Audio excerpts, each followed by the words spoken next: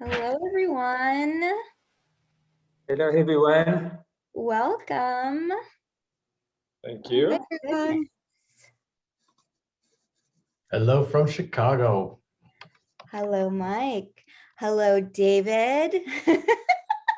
We've got Liz. Wonderful to meet you, and thank you for joining. My goodness. We have my girl Marlena. Hello. Hi, Dana. Hi, Dana. I can't put my photo on right now, but I'm here. It's our girl Leslie. Leslie, hello. We've Hi. got Elin. Oh my goodness. Welcome, Elin. Hi, Dina. Hi. So great. I just love seeing all your beautiful faces. Natasha, hi. Drew, hello. Michael, James, John, Tom, hi. Hi, Dina. We've got Sarah Queen, Stephanie Kane, Ken, Roger, hello.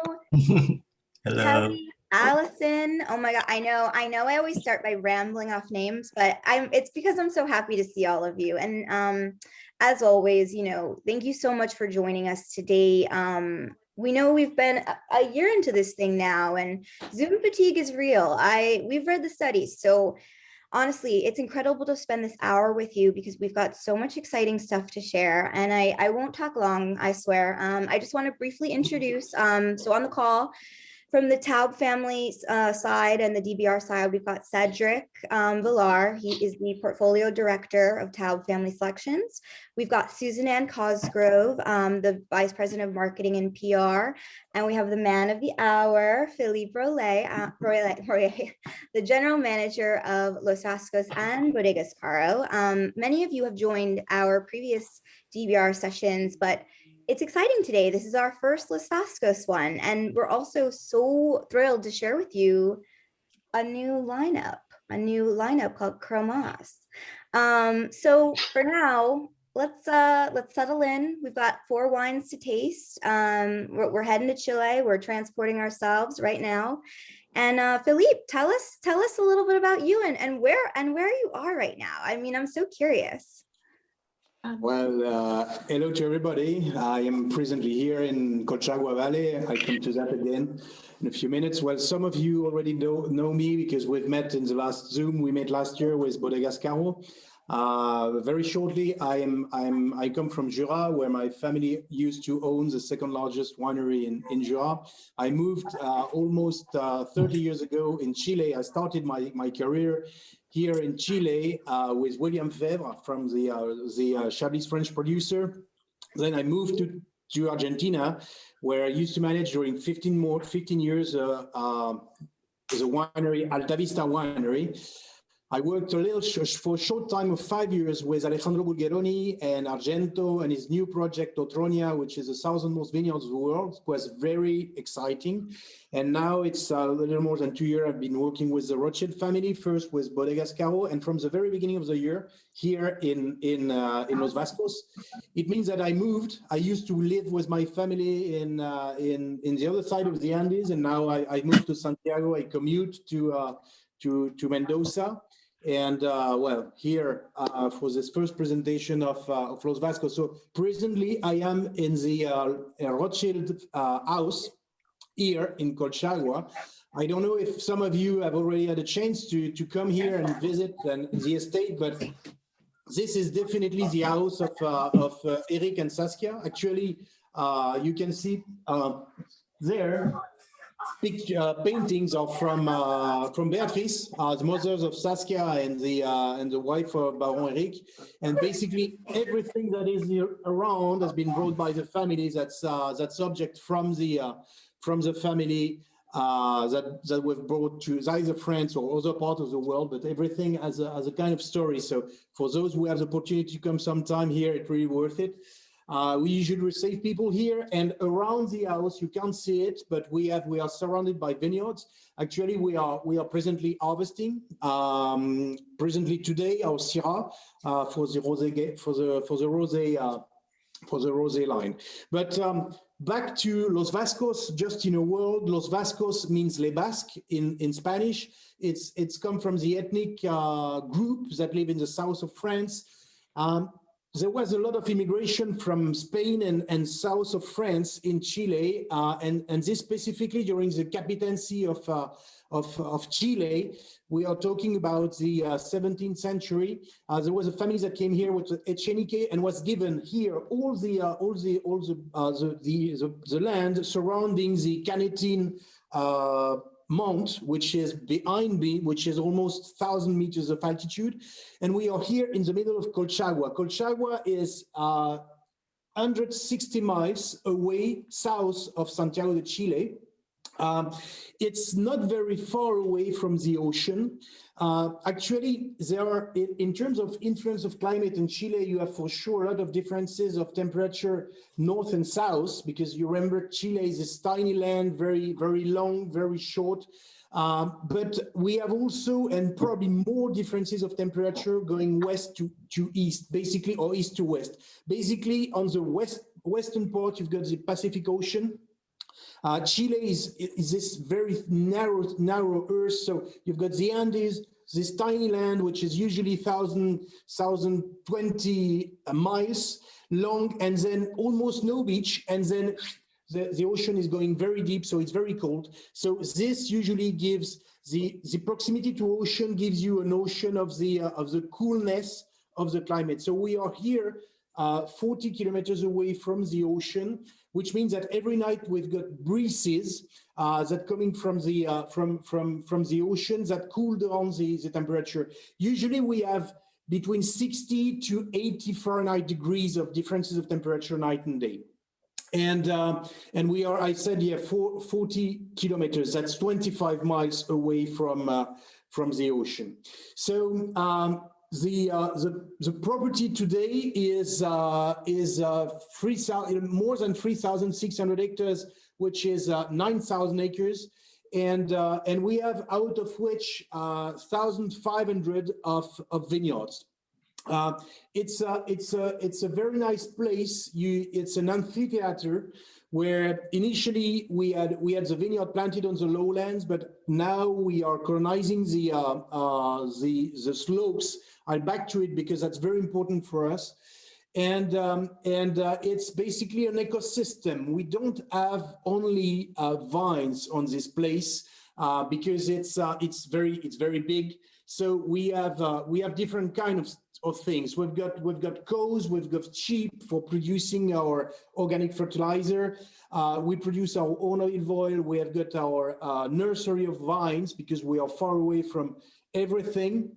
And in this ecosystem, we also have, in the last 30 years, we developed several things, but ponds, basically ponds for irrigation. You know that everything is irrigated here in Chile. We need, at least where we are located in Colchagua Valley, all the production are irrigating. So the water is basically the most important thing for us to manage. So we have 13 ponds everywhere on the estate, all of them interconnected. We received the water through channels that come from the Andes, and we also help pump with well water to retain this water in dams and basically ponds. And basically those ponds are also an ecosystem for the estate. We have probably more than 20 birds. Species of birds that are living here. I have a pond just in front of me now, and we've got cisne, we've got a lot of ducks, and a lot of other hedonic species here. So that's very, very interesting. So basically, we developed in the last 20 years. We went through a lot of different innovation, and one of them is very important for us, and that give birth to those wine, which is drip irrigation. In the at the very beginning, when we bought the estate, Rothschild came here in this place in 1988. It was the first French investment within Chile in the wine business, so it was very important. And it was also a very big influence in terms of expertise within the valley. In this valley, just for you to know, it's sometimes called Colchagua Valley, sometimes called the Napa from Chile. We have very big names as neighbor. We have Montes on one side, and other place we have L'Apostol. So and so we when we were the first French winery to establish here, and we brought our expertise from Bordeaux. And from this, we were one of the first vineyard to introduce drip irrigation. Drip irrigation basically allowed us to bring the exact amount of water we need according to the period of the year, depending on the evapotranspiration. It means no more excess of water and no more stress, or we can manage the hydric stress. And that's also good for us for all the sustainability project we have been going on now with Saskia, since Saskia took over the management of the DBR group 2 years ago. So I won't talk too much because we are here to taste the wine. So what we can do is to start, if you want, with Sauvignon Blanc. That is the Sauvignon Blanc 2020. Which is a wine that we have been producing at the winery since the early days. This wine basically comes from the coolest place of the estate. We have several slopes where we have that are cooler than others, and in this vintage we are going to taste the vintage 2020. It was a vintage which was we had a very I would say a mild spring, then we had a hot summer, and it was quite an olive vintage. So I believe that everyone has got this, Paul. We're talking about the Chardonnay, correct? It's the Chardonnay, right? Sorry. Yeah, I just want to make Thank sure you. so everyone's got a bottle of Chardonnay and Rosé Correct. 2020. Exactly. Yeah, Thank that's you. perfect. This is it.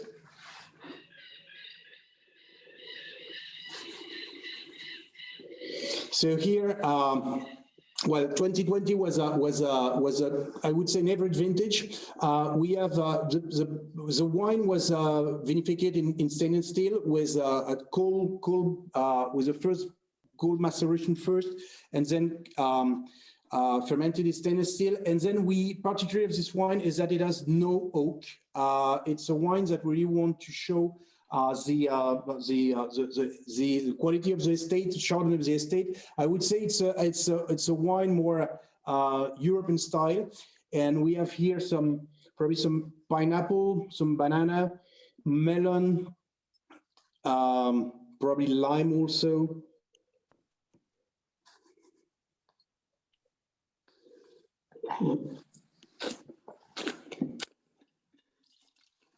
A line with a wine which is very, very balanced. I love the acidity.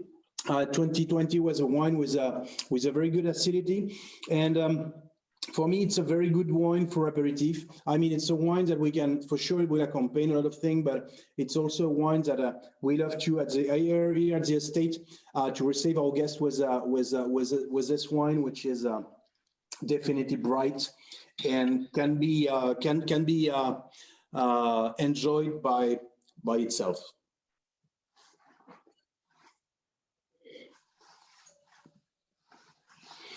So here is our rosé.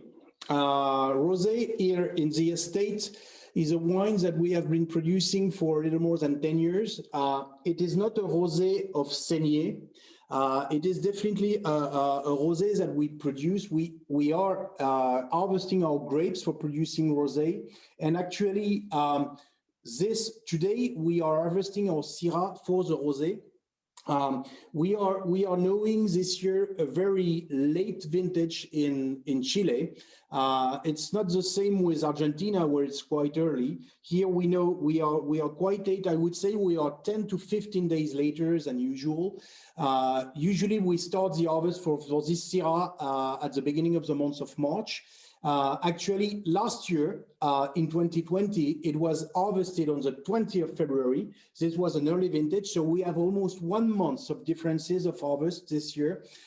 We used to say that Chile was very stable in terms of vintages, and we had not a lot of influences of different vintages, but I can it's today we can say that's really we face probably some changes, because to have within 2 years of 2 years to have almost 1 month of differences of maturity is huge, and it's something more common that we see in Europe than Chile.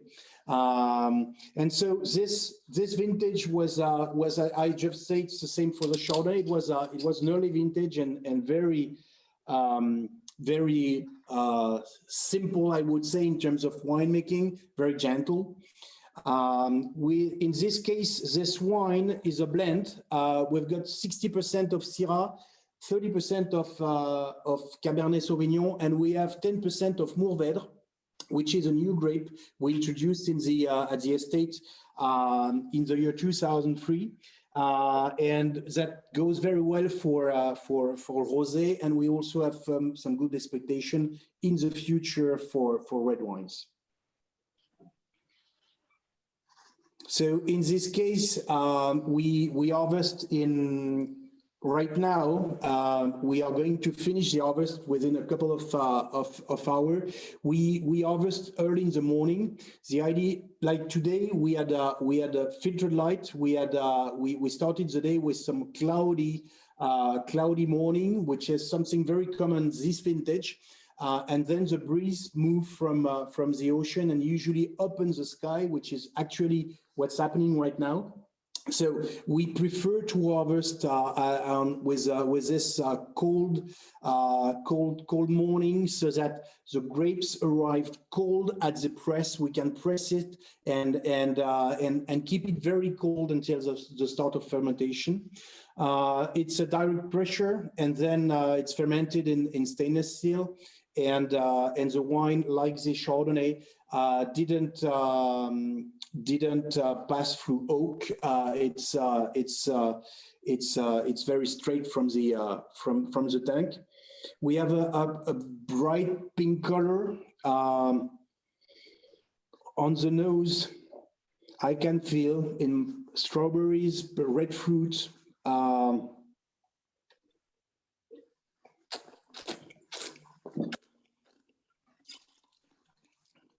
The palate is very nice. We've got a nice acidity. It has something sweet, but it is definitely not sweet. I would say why it's not sweet, because it's a dry wine. It's a wine that have less than the 3 grams of sugar, so it's dry for us in terms of winemaking. But it gives a sweetness and freshness that makes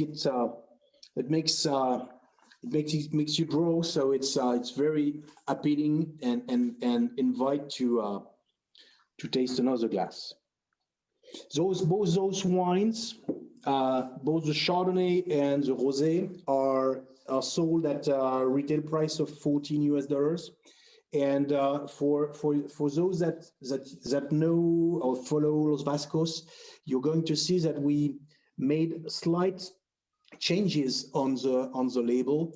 We have modernized this label with modernized Los Vascos, and also the gravure, which is a French style gravure, was renewed with this vintage. We also changed the shape of the bottles. We used to use a Bordeaux bottle for our Chardonnay and Rosé, and now we are employing this Burgundy shape bottle. So, this said, I really want to introduce what is the most important development, or the most important things in Los Vascos for the last, I would say, 20 years. Basically, we we have been working on different fields in Los Vascos in the last 20 years, but most of all, as I said, the most important innovation was drip irrigation. With drip irrigation, we have been able to regulate the amount of water, bring the exact amount of water, but we also have been able to move in terms of viticulture from the bottom of the valley, where all the vineyards have been traditionally established since the 19th century, because basically the water, we could plant or cultivated vineyards basically where the water would come or would arrive. And with drip irrigation, we have been able to colonize the slopes of the property. And we started moving there from the year 2012, 2013. And basically because the property is an amphitheater, this opened for us a universe of different kind of exposure, soil, and also basically terroir. And so we have been planting, we have moved in the last 10 years from the bottom to those slopes, and basically this induced a change in terms of several things. First, soil, where usually on the bottom of the valley here, on where we used to or we still manage our vineyard, but not for Cromas or Grand Reserve anymore, is usually planted on clay, and clay is a soil usually that produce wines that may be austere, while we move to the slope of the property where we've got alteration of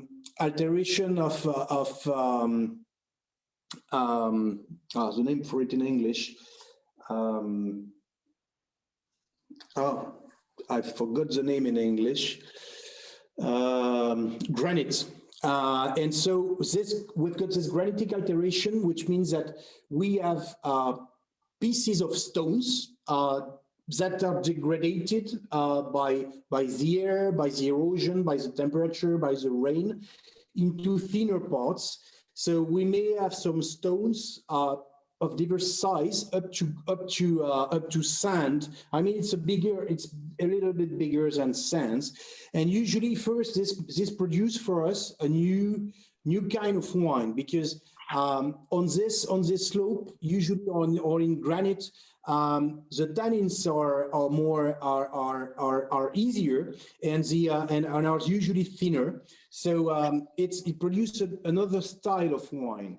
And then a part of it, when we go on slopes, we have usually poorer soils. So naturally, the production of the vines are lower.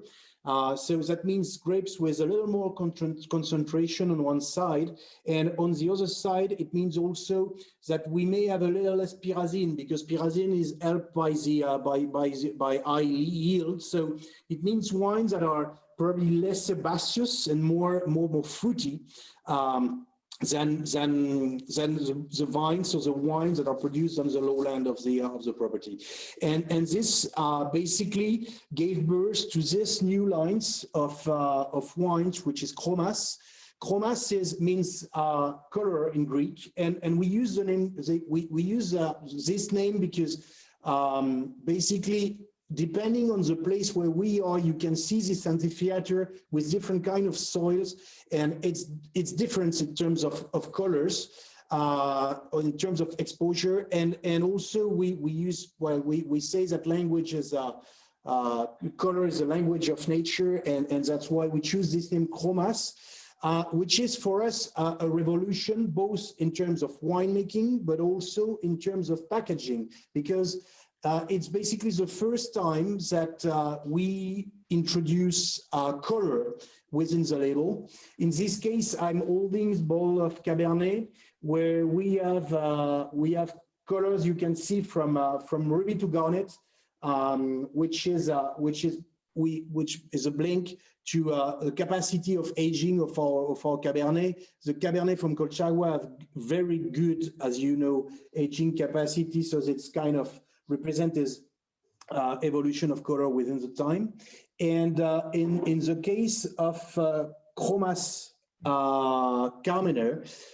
We choose this blue color because we have a lot of Carmenere really loves the differences of temperature night and day, and basically this is brought by the ocean, so it's a kind of blend for the influence of the ocean within the Colchagua estate.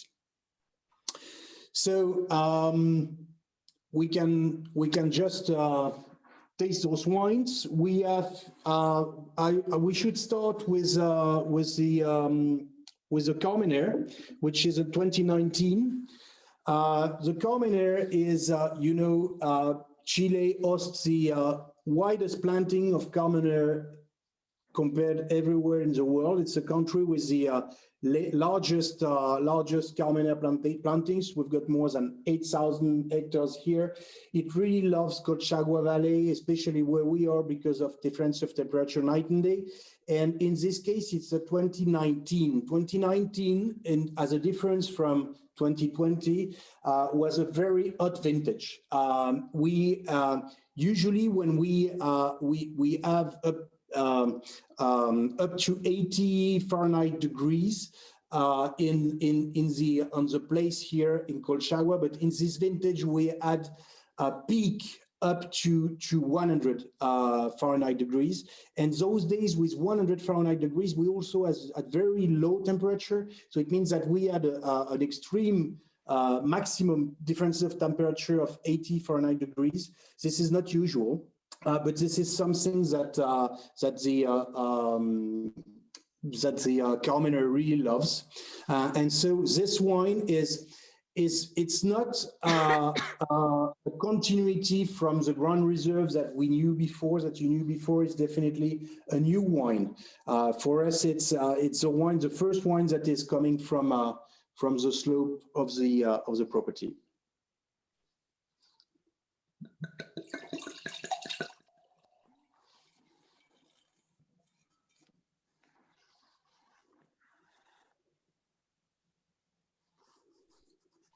That's so those wines, Cromas, sales at $22 retail, and in this case we have, for my understanding, more black fruits. We've got blackberry, plum, probably I can feel black cherry. I have also white pepper, and it has this hint of Vascos, which is definitely the specificity for the Carmenere, but in my opinion, it's very well integrated. It gives complexity.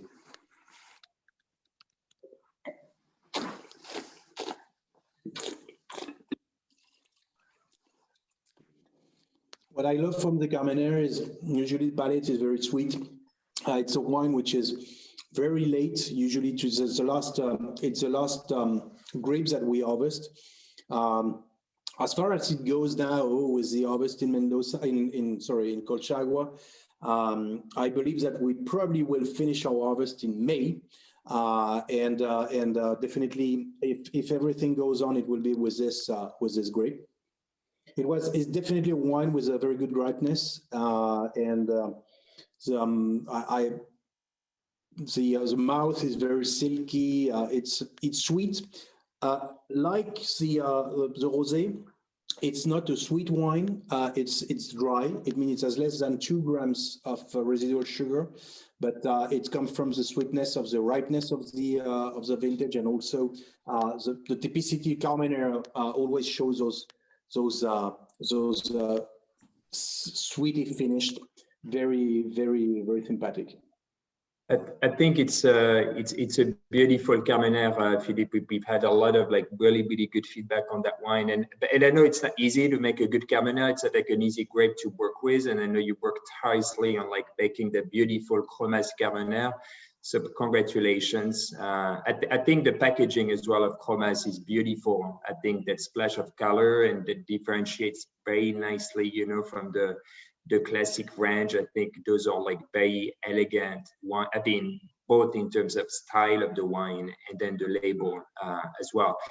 Can you give us a bit of information on the aging of the Cromas Cabernet as well?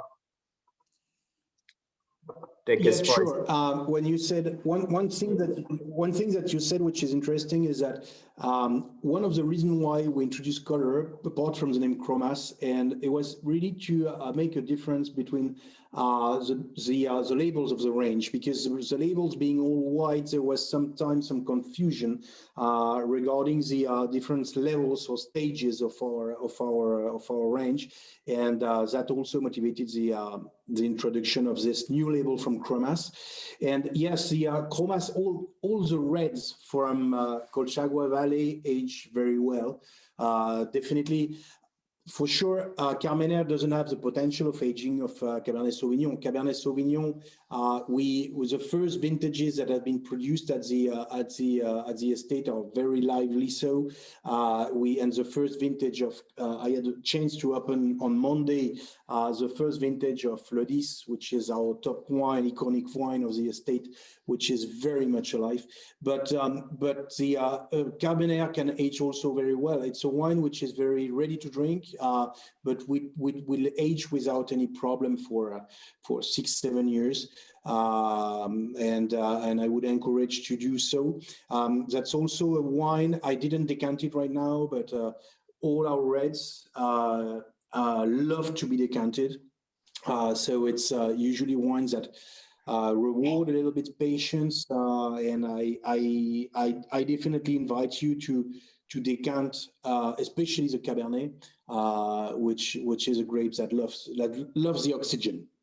And you age, I think it's like half of the cuvee in a French oak and half of it in a goes in tank, right? You're right. I should have talked about it. You're right. In those wine we use barrels, but we don't want to have over wine which is over oaked, and we really want to preserve the fruit.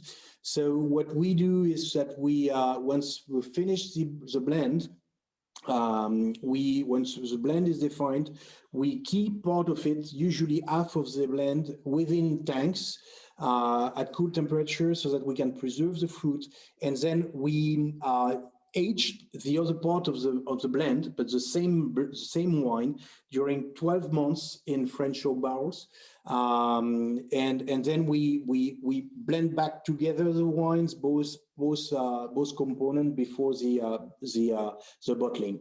And in this case, we use in the estate we use our barrels for 3 years.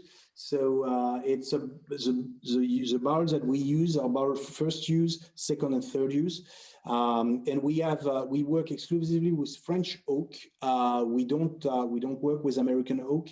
And in this case, part of the barrels have been produced by Lafite Cooperage in Pauillac. You may know that Lafite has its own cooperage. It produces approximately between 2,000 and 2,400 barrels a year. And here we usually import 300 to 400 barrels for the Lafite production. This is for us a very, very important point, because Lafite Cooperage manage both by exclusively its oak, then dry it. It's dried in Pauillac, and then we have a complete control of the production. And usually they are lightly toasted. That's why you will hardly find any very toasted aromas on those wine. Either the Cromas that we are tasting right now, or even Le 10. So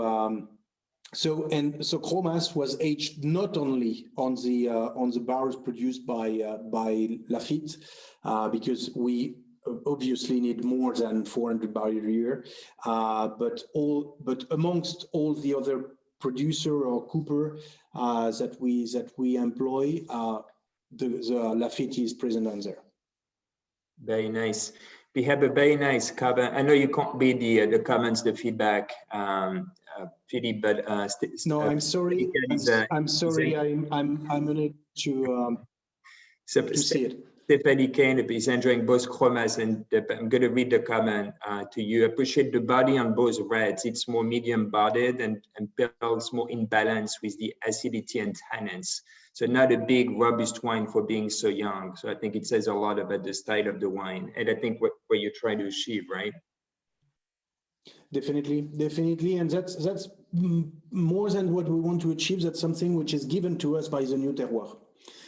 We have definitely, if I something to, for me, the main difference between clay and granitic alteration or granitic sand is definitely the easiness of the I would say the easiness, that's not the name for it, but the easy, I could try to explain this way, the easy the tannins are in terms of roundness in the youth.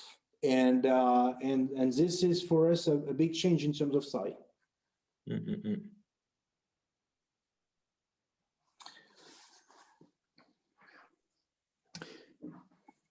If you want, we can move to Cabernet Sauvignon. Yes, if anyone has any questions, please let us know in the chat or just interrupt. Or James says he's loving the Cabernet. That's what we love to hear. I'm also saying, you know, the ABV, I don't taste it either. It doesn't taste that alcoholic as well. I totally echo that as well. So yeah, we can move on to the next, Philippe. So Cromas Cabernet Sauvignon, this is a 2018. 2018 was one of the best vintage of the decade, both here in Colchagua and also both here in Chile on the other side of the Andes. It was a very easygoing vintage. I wouldn't, there's really nothing to say about this vintage in terms of it was easygoing. The vintage that we would love to have every year on both sides of the Andes. Not too much, a little bit of rain just at the right time, not too much heat, and basically because of the mildness of the vintage of the end of the summer, a complete control of the enologist of the decision of the date of harvest. So really a vintage that we would love to see more on both sides of the Andes. So in this case, so the same in terms of origin of grapes. So planted on the slope of the Andes of the property on the amphitheater of the property, and we had a very slow ripeness this year. It was simple on this. I have more if the Carmenere was more, in my opinion, on the black side. We are here more on the red side with red cherries, strawberries. I have probably can feel tea, tobacco also. This wine is not a 100% Cabernet Sauvignon. The Carmenere was 100% Carmenere. In this wine, we've got 85% of Cabernet Sauvignon. We have 10% of Syrah and 5% of Carmenere. Why Syrah? Because Syrah is doing very, very well here on this place. We talked about the potential of Carmenere and Cabernet Sauvignon, but the third grape with probably one of the best potential here is Syrah, and it is very easy to understand. It's planted on those granitic soils that it loves, that you can find in the Rhone Valley, and that produce one of the best Syrah in the world. So in this case, we have 10% of Syrah in this blend.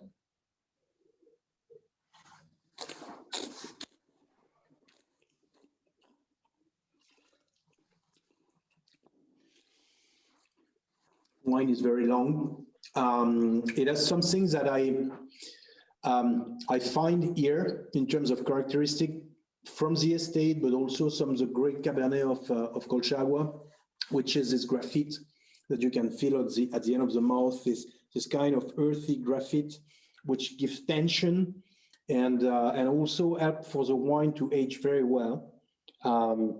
What I love about this wine is definitely its elegance.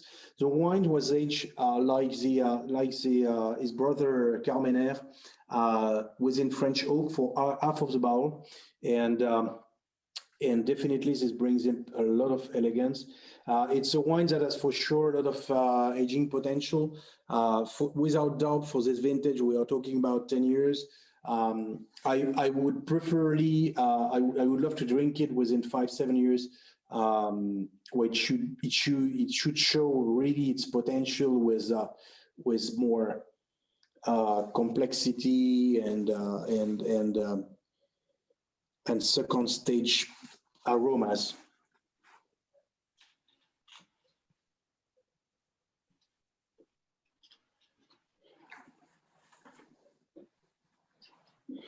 What I can tell you also about the Olsey estate is that we have been moving from the last year to a sustainable management. We already have. We don't talk much about it. Like the Rothschild family usually is very a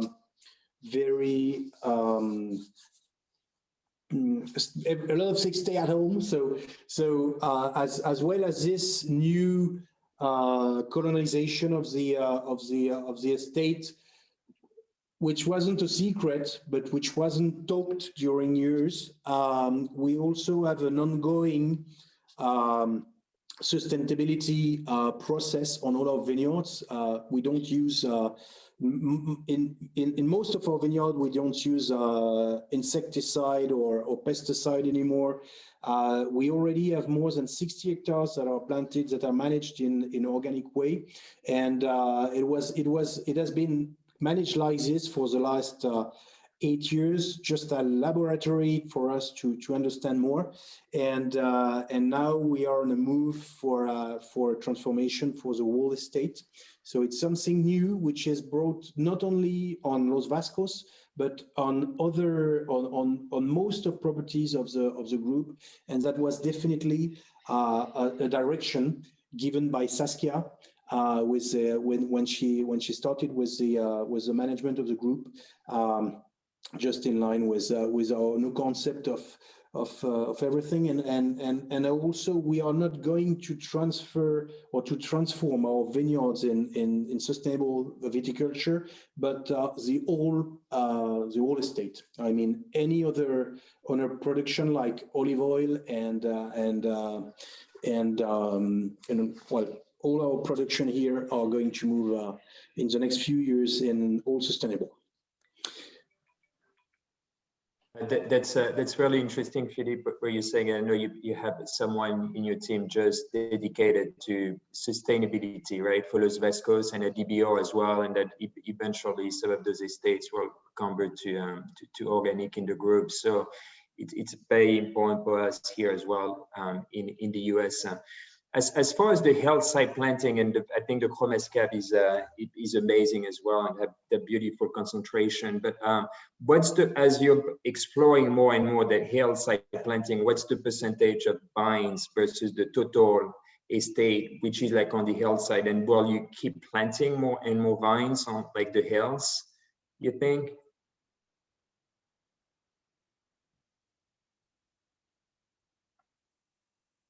Philippe? Uh-oh, Philippe. I think we just faded for. Oh no. That's never happened before, guys. Apologies. Oh, he's back. Are you? Sorry, I don't know. We didn't hear anything. For a few seconds. I don't know what happened, but everything freezes. I fear it's on my side. I don't know, but anyway, I'm glad to be back. We missed you. Could you repeat the question, Cedric? You were cut in the middle of what you were saying. Welcome back. What's the percentage of vines planted on the hillsides compared to the rest of the estates? And will you keep planting more vines on the hillside? On the slopes? We have. Yes, definitely. I to be honest, I didn't make the count, but I would say that today we have more than 20% of our vineyards planted on the hillside. Okay. And yes, definitely, we want to plant more. We already prepared 50 hectares on other. We first colonized part of the estate, which is more on granitic sands that also has a pieces of red clay in some part, which is more reddish soil from here, and which is called Mirador. And we have other place which is on the other side of the road. And then we are now starting to colonize another kind of soil with 50 hectares that is ready to plant, that probably will start by next year, with a granite which is very clear, which will have less reflection, which is going to be a coldest place or coldest terroir, because it's white, creamy, I would say in terms of color. So it's going to be something different for us, another terroir, definitely. And we are doing with this with all our team. I should have talked about it. Sustainability for us is more than just organic production. We are employing today around 300 workers, and 80% of them are coming from the surrounding of the estate. We have more than everybody.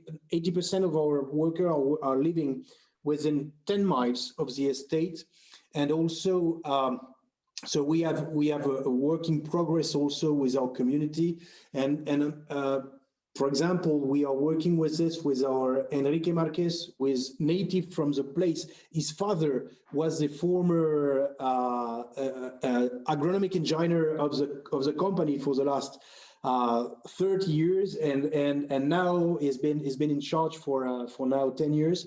Of this management. And I should also have a mention regarding Max Correas. Max Correas is native from this place. He moved, studied not very far away, 40 kilometers away from here, and he is now in charge of the management. He's been working with us for the last 18 years, and he is the man in charge of those wines. So we have a team which is also with roots from in the estate, really from this place. We are now restoring, just for you to know, it's just to mention it, we are restoring an old church which used to work as a church where we have some people of the estate Baptists, and then that only 20 years ago, 30 years ago, it was changed into a school where we have, I received not very far away, people from the estate that told me about the early years of the estate, where they used to go to school within the church, so which is in the middle of the property. So it's very interesting. When we talk about ecosystem, it's really more than just an ecosystem of production. It's an ecosystem of production and people. Wow, that's great, Philippe. Marlena had a question as well, as far as like sustainability initiatives you're taking, and I think you've mentioned part of it, but like, is it more like in the growing and harvesting, or as well in terms of bottling and production? So we have a complete program, which, for example, we produce.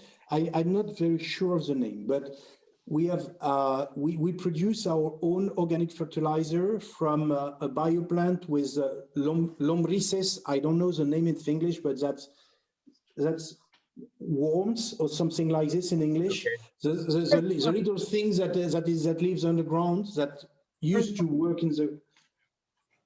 Do you know the name for it? Worms? Yeah, it's the earthworms. Earthworm. Thank you very much, Yeah. Suzanne. So we produce our own fertilizer from a bioplant from these worms. Then those worms, for example, we treat the fertilizer so that it will convert it within liquid so that we can introduce them into the drip irrigation system in order to avoid to get into the vineyard with a tractor. So it's more for the soil is much better in terms of compactation of soil. So we avoid to go there. That's one of the thing we are doing. We recycle most of our the farming. Also, I can say that we have and we are implementing now solar panels in order to pump the water from dam to dam, so that we use less energy, or we use solar energy. We have also a program going on. I hope we'll be able to conclude it very short on the short term to produce more electricity with solar panel. In terms of at the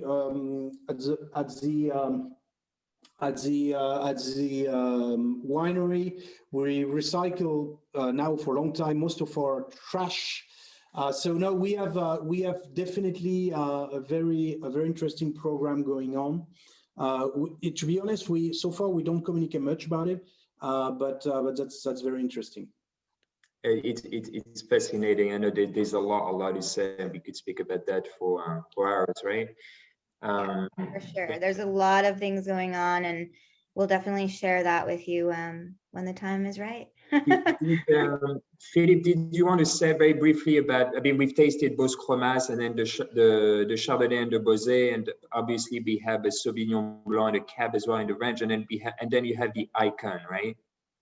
So if you want to say a few words. Well, I can say a few words about Le 10. Le 10 was produced for the first 10th anniversary of the estate. So it's a wine. So the foundation of the estate was 1998. We produced it for the first anniversary, and it's a wine that we don't produce every year. It's a wine which is our Icon wine. We produce it only on the best year, and it's coming from a single parcel within or single vineyard within the estate, which name is a Fraile, which is a Le Monk, the Monk.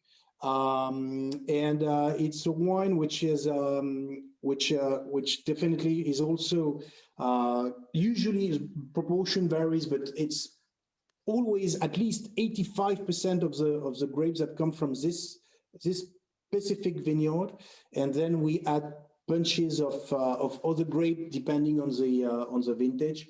It's a wine that has really a very this wine definitely you need to when young you need to decant it, and it's a wine that definitely can age very well. The first vintages you can going back to the year 2000, and we are just marvelous right now. We had a superb 2004 earlier this week. To be honest, it's a really great wine, and because we don't produce it every year, it's also an assurance that you will have always the best on the ball. I think that the Le 10 is an amazing wine. You can really see the Lafite touch as well in the style of that wine, right? But like with amazing potential for aging, we actually have even library packs of Le 10 here in the US that you released as well for the 30-year anniversary of Los Vascos. Leslie's Worko has a beautiful, she's been a big fan of Los Vascos, but she's very impressed, she says, about, hello Leslie, about the new bottlings as well. So that's good feedback for you to have as well, Philippe. Okay, thank you. Thank you. We also, I won't divulge anything so far, but I just want you to know that this range will probably not stop there with just two wines. When we decided to plant or colonize the hills or the slopes, we also decided to introduce some not so traditional varietals from the estates, and I hope to be able in the short term to be able to have the same presentation or a presentation with you where I can show you new integrant of Cromas range. Just for you to, very exciting. yeah.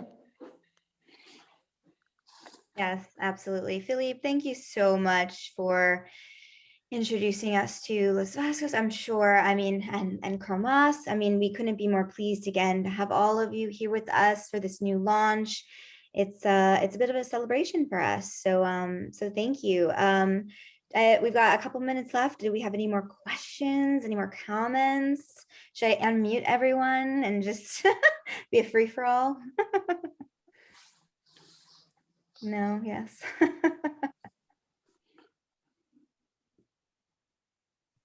When's harvest starting? Today? Philippe, So Mike asked when harvest is starting, and yeah. Oh, we already harvested all our Sauvignon, most of them, not all of them. I should be precise. Most of them were already harvested since 10 days. We are in the middle of the Chardonnay harvest right now.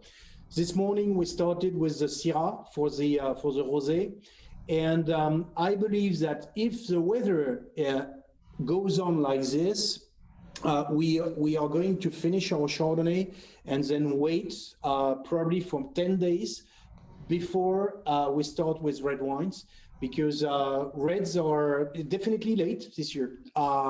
We have had probably more than cloudy days than usual. When I say cloudy days, it's not complete cloudy days. It's morning which are cloudy with filtered light, and then the weather usually opens at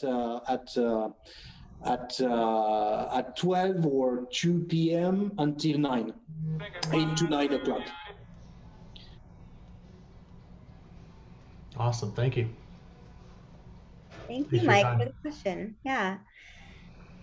Well, if anyone has any other comments or questions, let us know. But obviously, we will be in touch after with more news and updates and a follow-up. And thank you again, everyone. Seriously, we really appreciate your time. We're so excited, and yeah, thank you guys. Thank you.